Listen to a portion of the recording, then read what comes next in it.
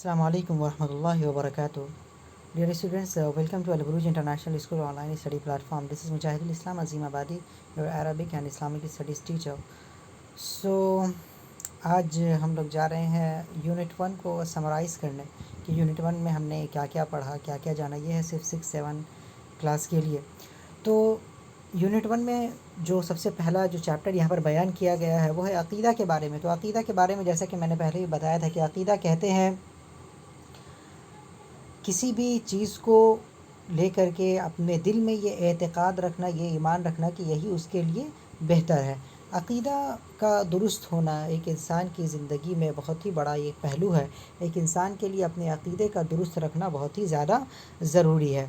आगे बयान कर रहे हैं फॉर्म्स ऑफ वर्शिप इबादा पार्ट 1।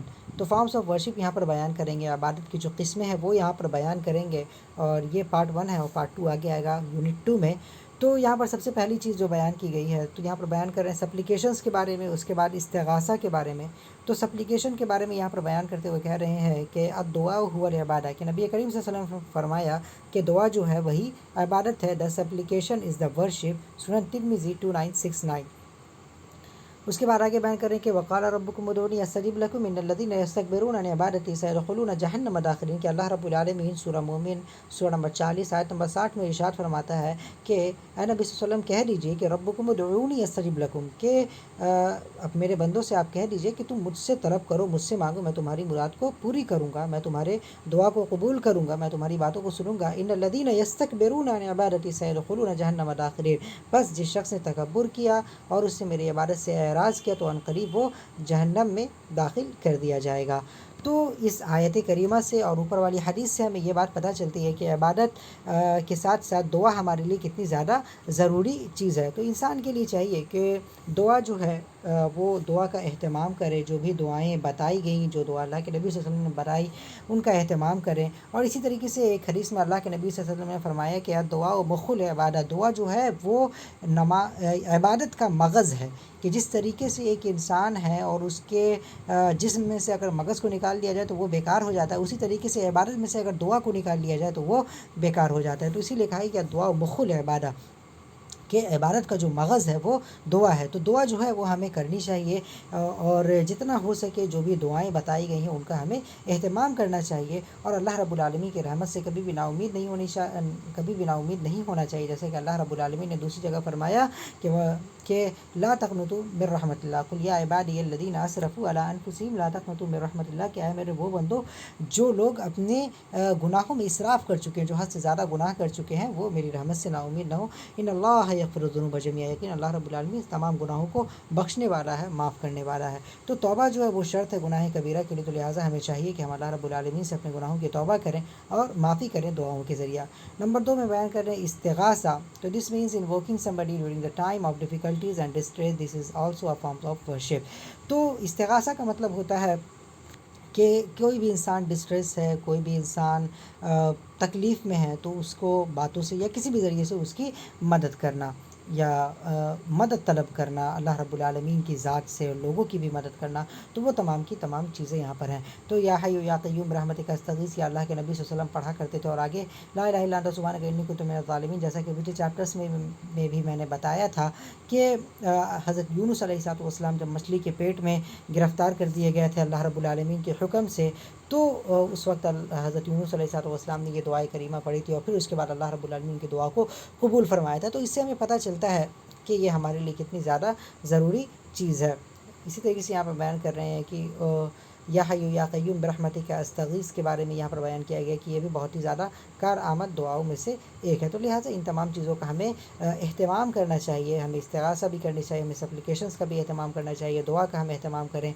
और इस्तिगासा में लोगों की हम जितनी भी हो सके हम ऐसे लोगों की मदद करें। बहुत सारे लोग ऐसे होते हैं कि जिनको अल्फाज की ज़रूरत होती है, दुआओं की ज़रूरत होती है, तो दूसरों की दुआओं से भी हम मदद कर सकते हैं। अपने एतबार से जितना हो सके वो भी हम मदद करें, तो वो भी हमारे लिए सवाब का बाइस होगा। ये भी इबादत का एक पार्ट है, हिस्सा है। आगे बयान कर रहे हैं सीरत के बारे में। तो सीरत के बारे में जैसे कि मैंने बताया था कि सीरत ख़ास तौर पर से इस्लाम में जो इस्तेमाल किया गया वो सीरतुन नबी के लिए इस्तेमाल किया गया, यानी कि नबी करीम सल्लल्लाहु अलैहि वसल्लम की सीरत को, नबी सल्लल्लाहु अलैहि वसल्लम की ज़िंदगी को बयान करने के लिए यूज़ किया गया सीरत का। लेकिन आम तौर پر کسی بھی انسان کی زندگی کے بارے میں جاننے کو ہم سیرت کہتے ہیں۔ تو یہاں پر بیان کر رہے ہیں consequences of the disobedience to the prophet صلی اللہ علیہ وسلم، نبی صلی اللہ علیہ وسلم کی نافرمانی کرنے کا انجام کیا ہوگا۔ تو نبی صلی اللہ علیہ وسلم کی نافرمانی کرنے کا بہت ہی برا انجام ہے، اور اس کے بارے میں فرمایا کہ فَلْيَحْذَرِ الَّذِينَ يُخَالِفُونَ عَنْ أَمْرِهِ أَن تُصِيبَهُمْ فِتْنَةٌ أَوْ يُصِيبَهُمْ عَذَابٌ أَلِيمٌ. So let those beware who dissent from the prophet's order. کہ وہ لوگ، ان لوگوں کے لیے وارننگ، یا اس طریقے سے آپ کہہ سکتے ہیں کہ وہ لوگ جو اللہ کے نبی صلی اللہ علیہ وسلم کی باتوں کو سننے کے بعد ان کے آرڈرز پر، ان کے حکم پر عمل نہیں کرتے، ان تصیبہم فتنۃ او یصیبہم عذاب علیم، قریب ہے کہ ان کو کوئی فتنہ آ لپکے اور وہ جہنم کی آگ میں، اس مصیبت کی وجہ سے وہ جہنم کی آگ میں گرفتار ہو جائیں اور جہنم میں ان کو دردناک عذاب دیا جائے گا۔ تو یہ مصیبت کے بارے میں یہاں پر بیان کیا گیا، لہٰذا ہمیں چاہیے کہ ہم اللہ کے نبی صلی اللہ علیہ وسلم کی باتوں کو مانیں، جیسے کہ قرآن میں اللہ رب العالمین نے فرمایا قل اطیعوا اللہ واطیعوا الرسول، اللہ کی بھی اطاعت کرو اور نبی کریم صلی اللہ علیہ وسلم کی بھی اطاعت کرو۔ آگے بیان کر رہے ہیں کہ a person ate in the presence of Allah's messenger sallallahu alaihi wasallam with his left hand, whereupon he sallallahu alaihi wasallam said, eat with your right hand, and he said, I cannot do that, whereupon the holy prophet sallallahu alaihi wasallam said, may you not be able to do that. It was vanity that prevented him from doing it, and he could not raise it the right hand up to his mouth. صحیح مسلم 2021۔ تو صحیح مسلم کی 2021ویں یہ حدیث ہے جس میں اللہ کے نبی صلی اللہ علیہ وسلم نے ایک آدمی کو دیکھا کہ وہ اپنے بائیں ہاتھ سے کھانا کھا رہا ہے، لہٰذا اللہ کے نبی صلی اللہ علیہ وسلم نے فرمایا کہ اپنے دائیں ہاتھ سے کھانا کھاؤ، تو اس نے کہا کہ میں ایسا نہیں کر سکتا ہوں، تو اللہ کے نبی صلی اللہ علیہ وسلم نے فرمایا کہ تم ایسا کبھی نہ کر سکو، اور پھر اس کے بعد وہ اپنا دایاں ہاتھ کبھی اپنے منہ تک نہیں لے جا سکا۔ تو یہ اللہ کے نبی صلی اللہ علیہ وسلم کی بد دعا تھی، نافرمانی کا یہ نتیجہ تھا، لہٰذا ہمیں چاہیے کہ ہم اللہ کے نبی صلی اللہ علیہ وسلم کی نافرمانی نہ کریں۔ سپلیکیشنس یہاں پر دعا کے بارے میں بتا رہے ہیں کہ دعا بیفور سلیپنگ، سونے سے پہلے کی دعا ہم سب کو یاد ہے، وہ یہ کہ اللہم بسمک اموت واحیا، لیکن یہ بھی بیان کیا گیا کہ جتنا معنی خیز دعا ہو وہ زیادہ بہتر ہوتا ہے۔ تو یہاں پر یہ بہت ہی اچھی دعا یہاں پر بیان کی جا رہی ہے، وہ یہ ہے کہ بسمک ربی وضعت جنبی وبک ارفع فإن امسکت نفسی فرحمها وإن ارسلتها فاحفظها بما تحفظ به عبادك الصالحين۔ تو یہ جو دعا ہے بسمک ربی وضعت جنبی وبک ارفع فإن امسکت نفسی فرحمها وإن ارسلتها فاحفظها بما تحفظ به عبادك الصالحين، تو یہ جو سونے سے پہلے کی دعا ہے، تو اس کا ترجمہ یہاں پر بیان کرنے کی ان یور نیم، کہ اللہ رب العالمین تیرے نام کے ذریعے سے، مائی لارڈ میرے رب، آئی لے مائی سائڈ ڈاؤن، میں اپنے کندھے کو جھکاتا ہوں، میں سوتا ہوں تیرے نام کو لے کر کے، and in your name I raise it, اور تیرے ہی نام سے میں اس کو اٹھاتا ہوں، and if you take my soul, اور اگر تو میرے روح کو قبض کر لیتا، then have mercy upon it, تو اس کے اوپر رحم و کرم کا معاملہ فرمانا، and if you release it, اور تو اگر اس کو چھوڑ دیتا، then protect it with that which you protect your writers worshippers, تو اس کی تو حفاظت کرنا جس طریقے سے تو اپنے نیک بندوں کی حفاظت فرماتا ہے۔ تو یہ بہت ہی معنی خیز دعا ہے، تو اس کو ہمیں چاہیے کہ ہم سب اسے یاد کریں، اور یاد کرنے کے بعد اسے ہم سونے سے پہلے اس کا ہم اہتمام کریں۔ اب یہاں پر فقہ کے بارے میں بیان کر رہے ہیں، تو فقہ کے بارے میں پچھلے چیپٹرس میں نے بیان کیا تھا کہ ایسے مسائل کا یہاں پر ذکر کریں گے جو کہ بہت ہی زیادہ ڈیٹیل میں ہوں گی، تو فقہ کی جو تعریف ہیں وہ آگے آپ کے سامنے آئیں گی۔ تو یہاں پر بیان کر رہے ہیں سب سے پہلی جو چیز ہے وہ ہے دا ایٹیکیٹس آف مسجد، کہ مسجد کی جو کرنے والی چیزیں ہیں، تو اس کے بارے میں یہاں پر جو مسجد کے ایٹیکیٹس ہیں وہ یہاں پر بیان کر رہے ہیں۔ تو یہاں پر بیان کر رہے ہیں number 1 going to Masjid after having done وضو ایبلیوشن، تو ہمیں وضو کرنے کے بعد مسجد جانا چاہیے۔ نمبر 2 بیان کر رہے ہیں سیئنگ دا فالوونگ دعا وائل لیونگ دا ہاؤس، گھر چھوڑتے وقت جب مسجد کی طرف ہم جائیں تو یہ ہم دعا پڑھیں، گھر سے نکلنے کی دعا، بسم اللہ توکلت علی اللہ ولا حول ولا قوت الا باللہ، تو یہ گھر سے نکلنے کی دعا ہے، اسے بھی ہمیں یاد کر لینا۔ اس کے بعد ان دا نیم نمبر 3 میں بیان کر رہے ہیں walking with calmness and dignity, کہ شانتی سے اور بہت ہی اچھی طریقے سے خشوع و خضوع کے ساتھ چلنے کے لیے یہاں پر بیان کیا گیا، بہت زیادہ جلد بازی دوڑ دھوپ کر کے جانے کا یہاں پر حکم نہیں دیا گیا۔ سینگ دا دعا فار انٹرنگ دا مسجد and entering with the right foot in, اللہم افتح لی ابواب رحمتک، او اللہ open the doors of your mercy for me, تو جب مسجد میں داخل ہوں تو دایاں پاؤں رکھتے ہوئے یہ دعا پڑھتے ہوئے، اللہم افتح لی ابواب رحمتک، یہ دعا پڑھتے ہوئے ہم مسجد میں داخل ہوں۔ اس کے بعد ایگزٹنگ دا مسجد with the left foot out and saying the دعا اللہم انی اسألک من فضلک، تو جب ہم مسجد سے نکلے تو اپنا بایاں پاؤں باہر رکھتے ہوئے نکلے اور یہ دعا پڑھیں اللہم انی اسألک من فضلک۔ اور اس کے بعد نمبر 6 میں بیان کیا جا رہا ہے کہ after entering the Masjid praying 2 رکعت صلاۃ before sitting, this is called تحیۃ المسجد، تو جب ہم مسجد میں داخل ہوں تو بیٹھنے سے پہلے ہمیں 2 رکعت نماز پڑھنی ہوتی ہے جسے ہم تحیۃ المسجد کہتے ہیں، یعنی کہ مسجد میں داخل ہونے کے بعد سب سے پہلے فرض نماز بھی نہیں، کوئی بھی نماز نہیں، ہاں اگر فرض نماز ہو رہی ہے تو پہلے ہم ڈائریکٹ فرض نماز کے ساتھ جڑیں گے، لیکن اگر فرض نماز نہیں ہو رہی ہے، ابھی جماعت میں ٹائم ہے، تو پہلے ہم 2 رکعت تحیۃ المسجد پڑھیں گے، اس کے بعد ہم سنت یا پھر اس کے بعد فرض ادا کریں گے۔ نمبر 7 اس کے بعد میں نے کہا انٹر لیکنگ دا فنگرز از پروہیبیٹڈ، دس از کال تشبیک. تو تشبیک کرنا یعنی کہ اپنی انگلیوں کو پھوڑنا، اپنی انگلیوں کو بجانا، یہ سب کرنا یہ منع ہے مسجد میں. اور اسی طریقے سے فنگرز کو کریک کرنا جو ہوتا ہے، انٹرلاک جو فنگرز کو کر دیتے ہیں اس طریقے سے فنگرز کو، تو وہ بھی کرنا منع کیا گیا. نمبر 8 میں کریکنگ دا نکلز از پروہیبیٹڈ، کہ جو نکلس ہے اس کو بھی یہ کرنا منع. اسی طریقے سے آگے بیان کر رہے ہیں کہ نمبر 9 میں it is not permissible to air raw garlic اور ٹو ایٹ را گارلک اور raw onion before going to the masjid until its smell subsides because its smell causes inconvenience to the people praying in the masjid and also to the angels. تو یہ جائز نہیں ہے کہ کوئی بھی انسان لہسن اور اسی طریقے سے کچا پیاز اور کچا لہسن چبا کر کے مسجد میں جائے، مسجد میں سب کھا کر کے جائے، کیونکہ اس سے نمازیوں کے اس کی بو سے نمازیوں کو بھی اور ساتھ ساتھ فرشتوں کی بھی تکلیف پہنچتی ہے.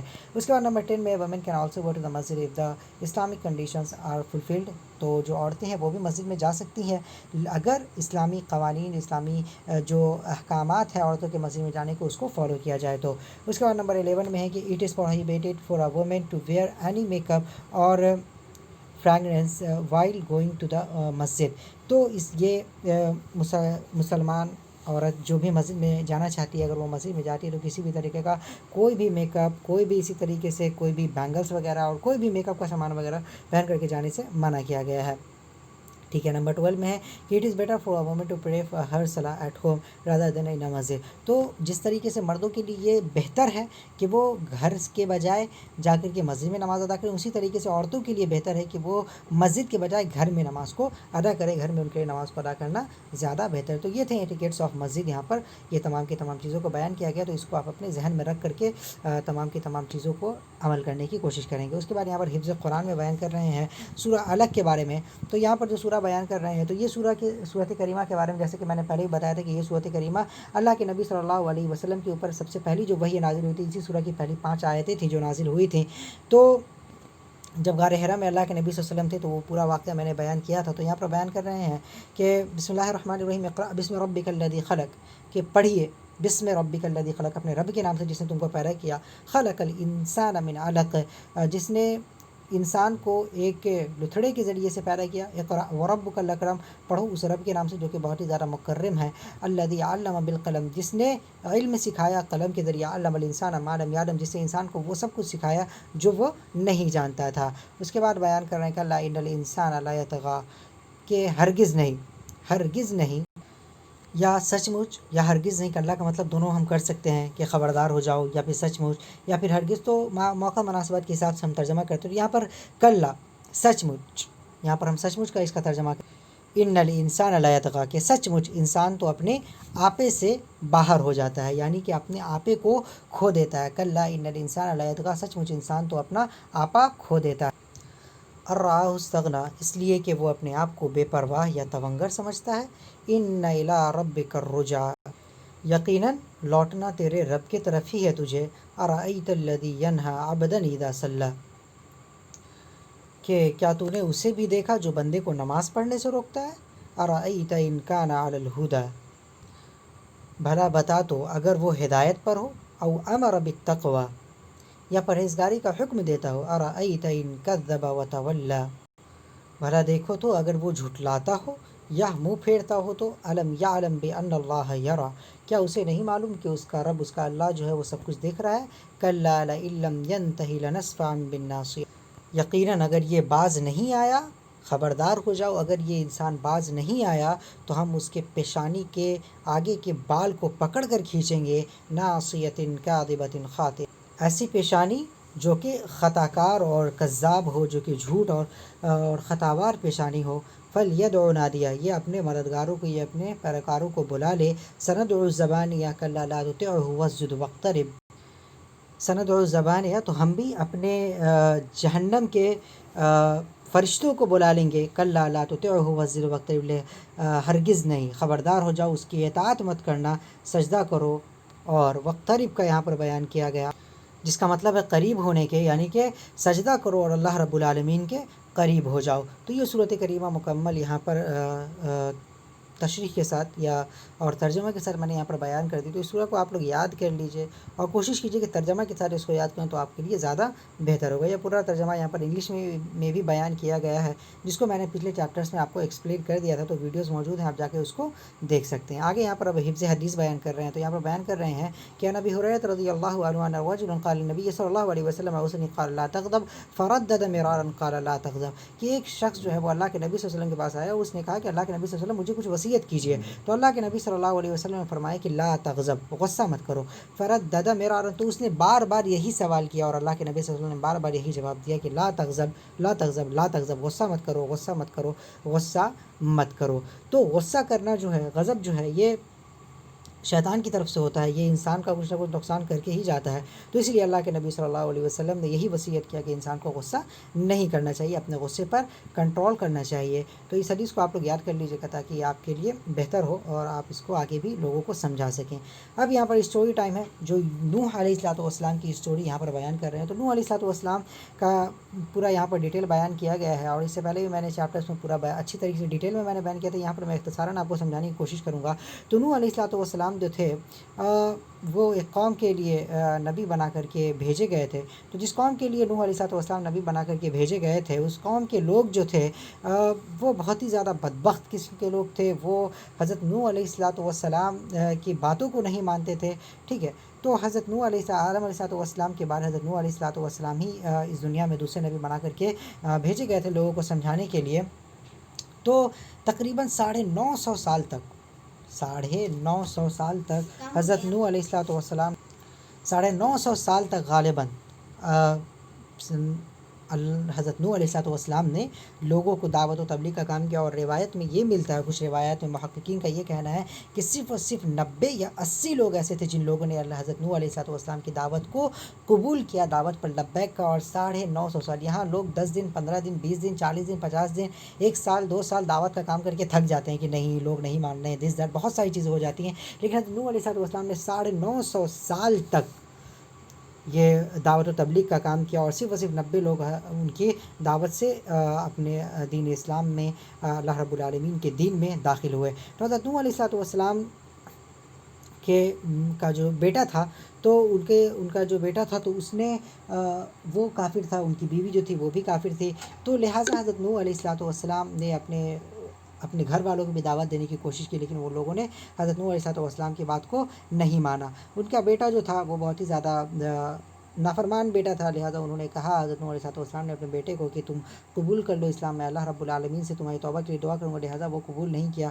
تو حضرت نوح علیہ الصلوۃ والسلام کی قوم جب بہت ہی زیادہ حد سے گزر گئی، بہت ہی زیادہ اللہ کی نافرمانی کرنے لگی، اللہ رب العالمین نے اپنے معجزات بھیجے پھر بھی وہ نہیں مانی، تب اس کے بعد اللہ رب العالمین نے حضرت نوح علیہ الصلوۃ والسلام کو حکم دیا کہ ایک کشتی بناؤ، اور اس کشتی میں جتنے بھی نیک لوگ ہیں ان تمام کو ڈالو۔ کہا جاتا ہے کہ اب تک کی دنیا کی سب سے زیادہ بڑی کشتی وہ بنائی گئی تھی حضرت نوح علیہ الصلوۃ والسلام نے، لہٰذا حضرت نوح علیہ الصلوۃ والسلام نے وہ کشتی بنائی جس میں تمام قسم کے جانور اور سب کے سب جو ہے وہاں پر اس کشتی میں سوار کیے گئے، اور بعض روایت کے مطابق یہ بھی پتہ چلتا ہے کہ جو ان کے نافرمان تھے حضرت نوح علیہ الصلوۃ والسلام کے، جب انہوں نے دیکھا کہ یہ کشتی بنا رہے ہیں تو وہ لوگ اس پر ٹوائلٹ کر کے چلے جاتے تھے اور اس کو گندا کر کے چلے جاتے تھے اس کو پوری طریقے سے، جس کو بعد میں صاف کرنا پڑتا تھا لوگوں کو۔ تو لہٰذا نوح علیہ الصلوۃ والسلام کے ساتھ لوگوں نے بہت برا کیا۔ پھر اس کے بعد جب وہ کشتی تیار ہو گئی تو حضرت نوح علیہ الصلوۃ والسلام نے اپنے قوم کو کہا کہ تم میں سے جو لوگ بھی ایمان لانا چاہتا ہے اب بھی وقت ہے کہ تم ایمان لے آؤ کہ اللہ رب العالمین کی جانب سے بہت ہی ہولناک عذاب آنے والا، طوفان آنے والا، لہٰذا تم اس کشتی پر سوار ہو جاؤ۔ تو جو ان کے ماننے والے تھے ان لوگوں نے مانا اور پھر اس کے بعد کشتی پر سوار ہو گئے، لہٰذا 80-90 لوگوں کے قریب، اور جو جانور وغیرہ تھے سب کے سب، کیونکہ جانور جو ہیں وہ تو بے قصوروار ہوتے ہیں نا، ان کے لیے تو کچھ بھی نہیں، تو لہٰذا وہ ان کو بھی سوار کر دیا گیا۔ تو اس کے بعد پھر وہ اللہ رب العالمین کی جانب سے طوفان آیا، اور کہا جاتا ہے کہ وہ طوفان اتنا گہرا تھا کہ جودی وہاں پر ایک پہاڑی تھی، تو حضرت نوح علیہ الصلوۃ والسلام کا جو بیٹا تھا وہ جب ڈوبنے لگا تو حضرت نوح علیہ الصلوۃ والسلام نے کہا کہ تم میرے پاس آ جاؤ، تو لہٰذا اس نے کہا تھا کہ میں اس پہاڑی پر چلا جاؤں گا، تو جس کے اوپر اللہ رب العالمین نے حضرت نوح علیہ الصلوۃ والسلام کو ڈانٹا بھی تھا کہ کہیں ایسا نہ ہو کہ میں تم کو بھی اس کشتی سے اٹھا کر کے پھینک دوں، تم کو بھی اس کشتی سے نکال کر کے باہر کر دوں، تم اپنے بیٹے کی طرفداری مت کرو وغیرہ وغیرہ۔ تو بیٹے کی جو محبت ہوتی ہے، تو جو وہ چیز بیان کرتے ہیں نا کہ باپ نبی ہے تو بیٹا بھی نبی، تو وہ ایسا کچھ بھی نہیں تھا یہاں پر، کہ جس کو اللہ رب العالمین ہدایت، اللہ رب العالمین اس واقعے سے یہ سمجھ سکتے ہیں آپ کہ اللہ رب العالمین جسے چاہے ہدایت دے، چاہے وہ نبی کا بیٹا ہو یا پھر ایک غریب کا بیٹا ہو. غریب کے بیٹے کو اللہ چاہے تو ہدایت دے دے، چاہے اگر اللہ چاہے تو نبی کے بیٹے کو بھی اللہ رب العالمین ہدایت نہ دے. تو جیسا کہ حضرت نوح علیہ السلام کے بیٹے کے ساتھ ہوا، تو ہمیں چاہیے کہ حضرت نوح علیہ السلام کے اس قصے سے ہمیں یہ سمجھے کہ نوح علیہ السلام اپنے والدین کی نافرمانی سب سے پہلے نہیں کرنی چاہیے، اور نوح علیہ السلام تمام نبیوں کی جو دعوت تھی شرک سے بچنا، کفر سے بچنا، اس سے ہمیں بچنا چاہیے، بدعت و خرافات سے ہمیں بچنا چاہیے، اور جتنا ہو سکے ہمیں اللہ رب العالمین کی عبادت کرنی چاہیے. اب یہاں پر اسپیچ پر انجمن بیان کر رہے ہیں، تو اسپیچ کرنے کا جو طریقہ وہ میں آپ کو ویڈیو دے دوں گا، ایک اوپر آئی بٹن پر آپ کو مل جائے گا، اور اس سے پہلے بھی میں نے بتایا تھا. تو اسپیچ سب سے پہلے ہم سلام سے شروع کرتے ہیں، اس کے بعد خطبہ اول آیات، اس کے بعد خطبہ، اس کے بعد خطبہ آخر. تو یہ تمام کی تمام چیزیں ہوتی ہیں. تو کلمہ توحید کے بارے میں یہاں پر بیان کر رہے ہیں. تو یہاں پر سب سے پہلے کہ السلام علیکم ورحمۃ اللہ وبرکاتہ، الحمدللہ وحدہ والصلاۃ والسلام علی من لا نبی بعدہ وعلی آلہ واصحابہ اجمعین، اما بعد، فاعوذ باللہ من الشیطان الرجیم، بسم اللہ الرحمن الرحیم، قل هو اللہ احد اللہ الصمد لم یلد ولم یولد ولم یکن لہ کفوا احد. تو یہی طریقہ ہوتا ہے تقریر کرنے کا، سب سے پہلے سلام، اور اس کے بعد اللہ رب العالمین کی حمد و ثنا اور نبی کریم صلی اللہ علیہ وسلم پر درود و سلام، اور اس کے بعد جس ٹاپک پر بھی آپ تقریر کرنا چاہتے ہیں، اسپیچ دینا چاہتے ہیں، اس کے ریلیٹڈ ایک حدیث یا ایک آیت یہاں پر آپ کو بیان کرنی ہوتی ہے. تو یہاں پر اسی چیز کو یہاں پر بیان کیا گیا. تو آگے بیان کرنے کے کلمہ آف توحید. توحید از دا فاؤنڈیشن آف اسلام. توحید is the first pillar of اسلام. دا عربک ورڈ توحید if translated in English means Islamic monotheism، کہ توحید جو ہے وہ اسلام کا بنیاد ہے، توحید جو ہے اسلام کا پہلا پلر ہے، بنیادی پلر ہے. توحید کا اگر عربک سے ہم انگلش میں ٹرانسلیٹ کرتے ہیں تو اس کا مطلب ہوتا ہے اسلامک مونوتھیزم.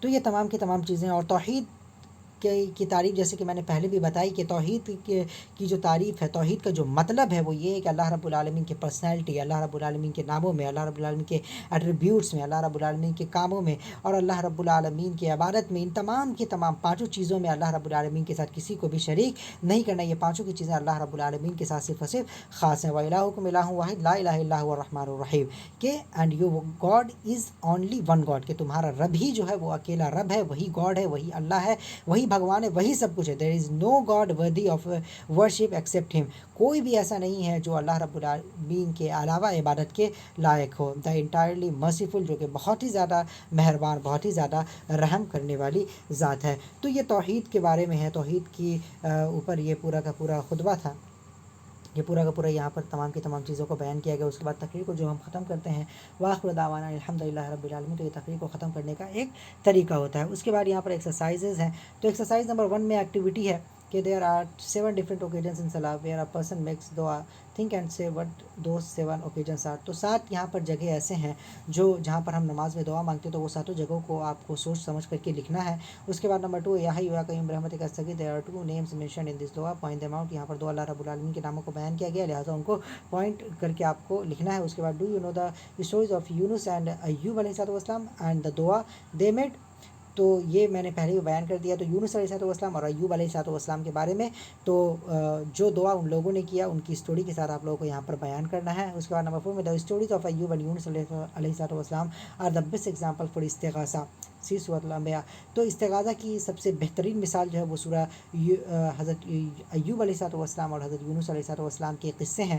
اس میں ہمیں استغاثہ کا سب سے بہترین مثال ملتا ہے کہ اللہ رب العالمین سے صبر کے ساتھ کیسے صبر و تحمل کرتے ہوئے کیسے اللہ رب العالمین کی ذات کے ساتھ مانگنا ہے، کیسے اللہ رب العالمین کی ذات پر بھروسہ کرتے ہوئے دوسرے کی بھی مدد کرنی وغیرہ وغیرہ. اس کے بعد نمبر 5 میں کہ if anyone deliberately talks in the middle of salah, his salah becomes invalid. However, if they do it out of ignorance, their salah does not become invalid. تو یہاں پر یہ چیز بیان کر رہے ہیں، یہ کوشچن نہیں، یہاں پر یہ چیز بیان کر رہے ہیں کہ کوئی بھی شخص اگر جان بوجھ کر کے نماز میں بات کرتا ہے نماز کے درمیان میں، تو اس کا نماز جو ہے وہ خراب ہو جاتا ہے، اور کوئی شخص اگر انجانے میں ایسا کر لیتا ہے تو اس کا نماز جو ہے وہ خراب نہیں ہوتا. ایکسرسائز نمبر 2 میں کہ write them, colour them, make a chart and hang them at home. تو یہ کرنے کی آپ کو ضرورت نہیں ہے، صرف اور صرف یہ 20 صورتوں کے نام آپ کو اچھی طریقے سے یاد کر لینے، جو کہ سورہ فاتحہ سے سورہ طٰہٰ تک ہے. تو یہ 20 صورتوں کے نام آپ لوگوں کو یاد کرنے. Exercise number 3، answer the questions given below. تو یہاں پر جو کویسچنز دیے گئے ہیں ان کے آنسرس آپ لوگوں کو لکھنے ہیں. تو یہاں پر کویسچن نمبر 1 ہے what are the consequences of ڈس obedience to the Prophet صلی اللہ علیہ وسلم، کہ نبی کریم صلی اللہ علیہ وسلم کی نافرمانی کے کیا گناہ ہے وہ یہاں پر بیان کرنا ہے. اس کے بعد ہے وائی ڈیڈ دا پروفیٹ صلی اللہ علیہ وسلم curse the man who ate with his left hand, کہ اللہ کے نبی صلی اللہ علیہ وسلم نے اس شخص کو کیوں بد دعا دی جو شخص بائیں ہاتھ سے کھانا کھا رہا تھا. ڈسکس اینی 3 ایٹیکیٹس آف مسجد, کہ مسجد کے کوئی بھی 3 ایٹیکیٹس کو یہاں پر بیان کیجیے. واٹ از تشبیہ کیا ہے, واٹ از تحیۃ المسجد, اور تحیۃ المسجد کیا ہے. اس کے بعد ایکسرسائز نمبر 4 جہاں پر فل ان دا بلینکس ہے. ایکسرسائز نمبر 5 آپ کو نہیں کرنا ہے. تو یہ تمام کی تمام چیزیں ہیں, کوشچن آنسر تھے جو کہ میں نے آپ لوگوں کو بتا دیا. تو اس کے جو آنسرس ہیں وہ آپ لوگوں کو خود سے لکھنے ہیں, خود سے کوشش کیجیے لکھنے کی. نہیں سمجھ میں آتا ہے تو دن میں آپ کو ہنٹ تو میں دے ہی چکا ہوں, کوشش کیجیے خود سے لکھنے کے تمام جوابات جو ہیں وہ کتاب میں آلریڈی موجود ہیں, چیپٹرس میں موجود ہیں, آپ اس کو دیکھ کر کے لکھ سکتے ہیں. اور کوشش کیجیے کہ اپنے ورڈس, اپنے الفاظ کو آپ استعمال کریں.